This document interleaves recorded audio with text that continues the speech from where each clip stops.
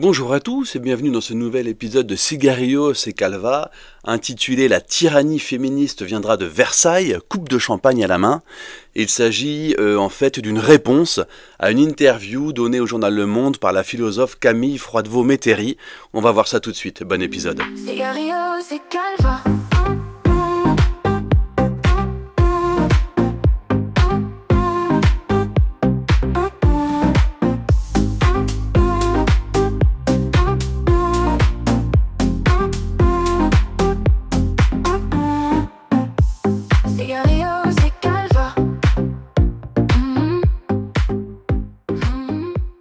Dans un article publié le 25 mai dernier, le journal Le Monde a donné la parole à Camille Froidevaux-Métairie pour y faire son autopromotion.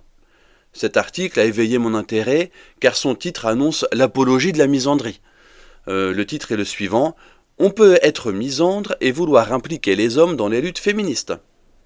Cette misandrie affichée n'était pas sans me rappeler l'ouvrage Par-delà l'Androcène, un torchon de Sandrine Rousseau paru en 2022 qui reprenait, au nom d'une lutte contre un patriarcat imaginaire, l'habituelle logorrhée de gauche et d'extrême gauche contre les hommes et contre l'hétérosexualité.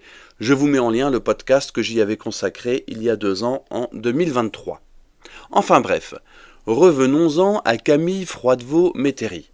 Tout d'abord, la photographie utilisée pour illustrer l'article est grotesque. C'est celle qui est en filigrane sur le visuel de ce podcast. Visage fermé, les 2 mains dans les poches, il ne manquerait plus qu'une affiche pas contente et le sketch visuel serait complet. Mais penchons-nous plutôt sur ce qu'elle a livré dans cette interview, cette philosophe. Dès les premiers mots de son interview, elle confond dans sa pensée les hommes avec la classe dominante. C'est le travers intellectuel classique des femmes bourgeoises pour se persuader qu'elles sont dans le camp des opprimés et non des oppresseurs. Dans cette interview, elle dit comment ne pas haïr cette condition d'infériorité dans laquelle on maintient les femmes et les personnes féminisées, et comment ne pas vouloir renverser cet ordre des choses. Donc là, il s'agit d'une fausse infériorité, évidemment, puisque les femmes ne sont pas légalement inférieures aux hommes. Il y a des femmes qui sont largement supérieures aux hommes, et la philosophe Camille Froidevaux-Métairie est largement supérieure à un prolétaire, un ouvrier ou la quasi-totalité des salariés du pays. On y reviendra tout à l'heure. Elle est également supérieure à la majorité des femmes qui n'ont pas la chance d'avoir la position qu'occupe Camille Froidevaux-Métairie dans la société. Et il y a également ce concept étonnant, donc, dans cette première assertion, de personnes féminisées. Donc là, il y a déjà, dès le début, la question trans qui arrive par-dessous, comme ça, discrètement. Puisqu'une personne féminisée, c'est pas une femme, c'est une personne qui veut faire comme si elle était une femme. Donc voilà, ça commence de manière très militante, très LGBTQIUX++, je ne sais quoi. Ça commence vraiment comme le premier tract wokiste de base. Dans cette interview, il y a également, et on reste dans ce wokisme un peu basique, ce qui est dommage pour une philosophe, un éloge des groupes de parole en non-mixité. Alors qu'est-ce que c'est un groupe de parole en non-mixité ? Eh bien, c'est un groupe duquel est exclu toutes les personnes qui ne ressemblent pas aux gens qui sont invités dans ce groupe.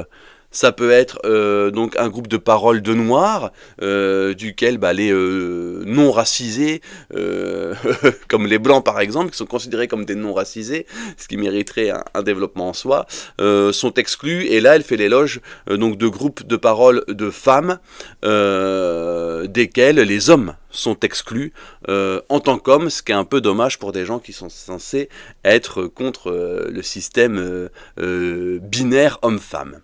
En tout cas, cet éloge des groupes de parole où on discute entre soi en excluant ceux dont on parle est également révélateur d'un wokisme assez puéril, qui fait penser aux assemblées générales qu'on peut croiser sur les campus par exemple, où seule la gauche a le droit de parler, et quand la droite se pointe, elle se fait huer et sortir. Cependant, dans cette interview, on a un moment, une honnêteté de Camille Froidevaux-Métairie, qu'on peut saluer parce qu'habituellement elle est un peu mieux cachée. Je cite La misandrie s'incarne aussi comme un projet dans le lesbianisme politique qui propose de vivre sans les hommes au sein de communautés séparées. Voilà, apologie du lesbianisme par haine des hommes, une haine qui va jusqu'à non seulement promouvoir le lesbianisme, comme si le lesbianisme avait besoin de publicité, qui ne serait donc pas un penchant naturel, c'est assez étrange comme concept, et apologie donc d'une vie sans les hommes, une vie carrément, une société de laquelle les hommes seraient soit exclus, soit réduits au silence et dépourvus de quelque droit que ce soit. Donc c'est une honnêteté assez intéressante, puisque d'habitude il faut aller chercher entre les lignes pour avoir ce genre d'aveu, et là il est annoncé tel quel, preuve que le féminisme est largement décomplexé, contrairement à ce que veulent faire croire les féministes qui se rêvent en opprimés et en censurés.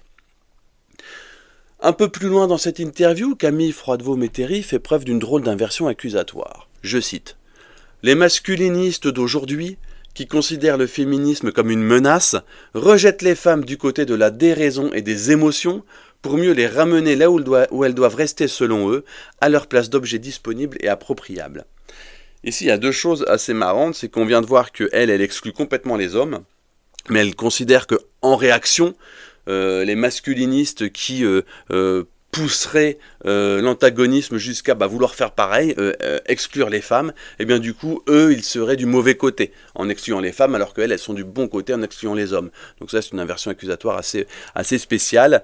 Et pour dénoncer ces masculinistes, elle développe une vision assez étrange de la femme, puisqu'il y aurait soit la femme hystérique, folle, déraisonnable, soit la femme objet. Il n'y a pas la femme normale, traditionnelle, équilibrée, ça n'existe pas dans sa tête, c'est assez étonnant, et ça démontre un état d'esprit victimaire exacerbé, et c'est l'un des grands mots de notre époque avec l'égocentrisme, c'est la recherche de la victimisation. Il faut être victime, il faut avoir de quoi se plaindre, de quoi geindre. Le journaliste du Monde l'interroge sur la différence entre misogynie et misandrie dans la foulée de cette question masculiniste, en demandant, je ne me rappelle plus exactement comment il posait la question, mais en lui demandant si la misandrie ne justifie pas la misogynie, puisqu'il s'agit de deux combats qu'on pourrait mettre en parallèle. Ce avec quoi je suis d'ailleurs complètement d'accord. Évidemment, Camille Froidevaux-Métairie n'est pas du tout d'accord. Elle explique pourquoi l'un est mal et l'autre est bien. C'est une longue citation, mais il faut connaître le développement de cette personne pour pouvoir le commenter. Donc je la cite. « La différence entre ces deux notions, c'est la violence. Le féminisme n'a jamais tué personne. Le machisme tue tous les jours. La misogynie est une force dirigée contre les femmes qui vise à les rabaisser, à les exploiter, à les violenter. Elle est inhérente au système patriarcal, c'est l'huile de son moteur, alors que la misandrie constitue une réponse à ce système. C'est la proposition positive d'un nouveau projet de société fondé sur l'égalité et la liberté de tous. » Quand on a lu cette phrase, en fait, on n'a rien lu, on n'a rien dit, on n'a rien pensé, car ce sont simplement des éléments de langage. C'est une phrase qui pourrait se retrouver dans la bouche de n'importe quel ministre de l'égalité. C'est absolument creux. Ce qui est intéressant, c'est qu'elle dit que donc la misogynie, c'est mal, parce que c'est le système qui serait dirigé contre les femmes, et que la misandrie, c'est bien, parce que ce sont les victimes du système qui seraient dirigées contre le système. Or, c'est absolument faux, et on le voit bien avec des gens comme Anne Lauvergeon et bien d'autres, par exemple. Le pouvoir n'a rien à voir avec le patriarcat. Le pouvoir est parfois exercé par des femmes, que ce soit en politique ou dans les entreprises, dans les administrations. Et ces femmes de pouvoir, eh bien, ont une autorité qui peut parfois être non régulée, violente, sur les subordonnés, tout simplement. Aujourd'hui, un dirigeant n'est pas forcément un homme, et un subordonné n'est pas forcément une femme. Donc, toute la problématique des relations harmonieuses dans une hiérarchie, qu'elle soit publique ou privée, est là complètement mise de côté pour faire croire que ce sont les hommes, tous oppresseurs, qui dirigent forcément des femmes, toutes opprimées. Donc là, pareil, sa défense de la misandrie contre la misogynie tombe à plat, puisque c'est du sous-marxisme mal compris, et surtout c'est basé sur absolument aucune chose concrète et réelle, puisque évidemment tous les hommes ne sont pas des dirigeants, et toutes les femmes ne sont pas des subordonnés. Et d'ailleurs, la misandrie, telle qu'elle est décrite par cette philosophe, c'est quand même une philosophe, hein, c'est pas la première militante LFI de base, c'est quelque chose quand même, hein, je vous lis ce qu'elle dit. La misandrie, comme émotion partagée, redonne du pouvoir aux femmes. On en voit de nombreuses manifestations, comme les projets des Baba Yaga, ces femmes qui inventent des espaces non mixtes pour vieillir ensemble, ou ces personnes qui, comme moi, font le choix de ne lire quasiment que des autrices, non pas par détestation des auteurs, mais pour rééquilibrer le balancier et en terminer avec l'invisibilisation des femmes qui créent. La misandrie se déploie aussi dans la fiction, comme dans le roman de Chloé Delhomme, Fallers, où les femmes ont soudain le pouvoir psychique de faire imploser le pénis des hommes pour qu'ils cessent de violer. La fiction permet ainsi d'exprimer notre misandrie sans faire de mal à personne. Donc voilà la description de la misandrie. C'est pas du tout tourné contre les hommes, je vous rassure. Simplement, on refuse de lire ce qu'ils écrivent, on refuse de les éditer, parce qu'elles sont éditrices, ces soi-disant femmes opprimées. Elles sont éditrices et elles sélectionnent des autrices, comme elles disent. Voilà, et le rêve absolu qu'elles vivent, elle nous rassure uniquement par la littérature pour pas le faire en vrai, c'est de faire exploser les pénis des hommes. On voit là le gros problème pathologique, psychologique, voire psychiatrique de toutes ces féministes misandres, c'est-à-dire féministes anti-hommes. Et là on parle des propos d'une philosophe qui a eu à gérer des auditoires, qui crée, on le verra un peu plus tard, des événements dans le milieu scolaire. Enfin, c'est absolument hallucinant. Les hommes, et on en revient au titre donc de son article, là, comme quoi les hommes peuvent être inclus à la lutte féministe misandre, les hommes sont acceptés. Alors les femmes, faut pas les forcer à être ce qu'elles ne sont pas. Par contre, les hommes sont acceptés seulement s'ils se déconstruisent. Là aussi, c'est un bel aveu de cet esprit tyrannique, pro-femme, anti-homme. Elle dit ceci: « Je crois qu'on peut être misandre et vouloir néanmoins impliquer les hommes dans les luttes féministes. Je pense même qu'un homme peut être misandre, c'est-à-dire refuser de jouer le jeu du patriarcat et travailler à essayer de se déconstruire. » Donc en gros, l'homme doit être un névrosé qui lutte contre lui-même, contre ce qu'il est naturellement, pour plaire à Camille Froidevaux-Métairie, et même pas pour plaire, les mots sont importants, pour être accepté. Donc c'est, si vous voulez être toléré par ce genre de femme, il faut essayer d'être le moins vous-même possible. Donc c'est antinaturel, c'est psychologiquement effrayant, et c'est ça qu'elle attend des hommes, qu'ils soient diminués et dirigés par un cerveau malade, hein, tout simplement. Et ce projet féministe, il est bien tyrannique. Voici ce qu'elle dit dans cette interview. Je cite: « L'enjeu aujourd'hui, c'est celui de l'auto-implication des hommes et de l'éducation des garçons aux questions féministes. » Donc l'auto-implication des hommes, on l'a vu, c'est se détruire de l'intérieur pour plaire aux féministes. Et l'éducation des garçons aux questions féministes, ça c'est intéressant. Elle veut parler aux petits garçons, elle veut leur mettre à eux et seulement à eux dans la tête les concepts qui vont les détruire et en faire des gens incapables de ce qu'elle appelle une domination, c'est-à-dire incapables d'être eux-mêmes libres, heureux, gais et joyeux. Donc en conclusion de l'analyse de cette interview de Camille Froidevaux-Métairie dans le journal Le Monde, donc ce qu'on voit, c'est quoi? C'est comme d'habitude une haine des hommes, de ce qu'ils sont, puisqu'ils sont acceptés seulement s'ils veulent bien se déconstruire, une promotion du lesbianisme, ce qui en dit long sur comment elle envisage le lesbianisme, c'est-à-dire pas du tout comme une inclination, mais comme un projet politique anti-homme. Elle prône une autoségrégation des femmes, c'est assez spectaculaire. Et un désir de mainmise sur la psychologie de nos enfants. Et là-dessus, c'est très important d'être vigilant. On n'est pas seulement dans le combat politique, intellectuel, idéologique, voire philosophique contre la gauche antinaturelle. On est là dans la protection de nos enfants, dans la protection de l'innocence de l'enfance, dans la protection du bien-être de nos enfants. Et au-delà de les protéger des gens dangereux comme Camille Froidevaux-Métairie, comme pas les librairies, mais les bibliothèques qu'on peut avoir dans nos communes qui sont complètement infiltrées par le gauchisme le plus subversif, eh bien il y a une nécessité, je fais une petite digression, de protection des enfants, pour ceux d'entre vous qui ont des enfants ou qui aspirent à en avoir. Faites attention à tout ce qu'on veut essayer de leur mettre dans la tête. Je pense aux écrans. Attention, ne laissez pas les enfants choisir leur programme. Je vous rappelle que quand vous allumez une télé, vous faites entrer un ennemi politique dans votre salon. Il y a un travail de contre-éducation qui est nécessaire. Notamment par la lecture que vous faites à vos enfants, par les discussions que vous pouvez avoir avec eux, c'est très important. Ne laissez pas des professeurs dépressifs d'extrême gauche être les seuls interlocuteurs, ou pire la télé, être les seuls interlocuteurs de vos enfants. Voilà, petite digression terminée, mais c'était important pour protéger nos enfants des gens comme Camille Froidevaux-Métairie. Donc on a un petit peu détruit ce qu'elle nous appelle, enfin ce qu'elle nous présente plutôt comme des évidences.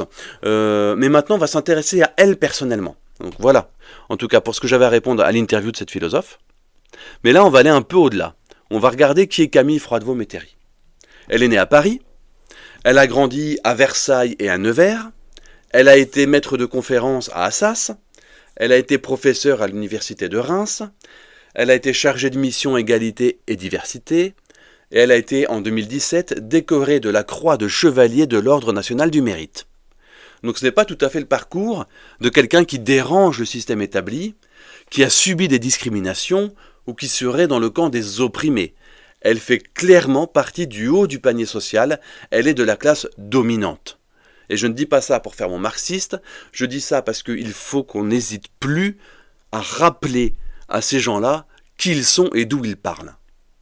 Hein, ça c'était un mantra des trotskistes. D'où parles-tu ? Eux, maintenant. À eux de nous dire d'où ils parlent. Et elle fait clairement partie de la classe supérieure dominante. Parmi les nombreuses facettes de son engagement militant anti-homme, Camille Froidevaux-Métairie est co-autrice avec son mari d'un film intitulé Les Petits Mâles, un documentaire plutôt. Et voici comment ce projet est présenté aux éducateurs et aux enseignants. C'est très révélateur. Les Petits Mâles cherchent à produire chez les jeunes une prise de conscience des mécanismes qui reproduisent les stéréotypes de genre et nourrissent les violences sexistes et sexuelles.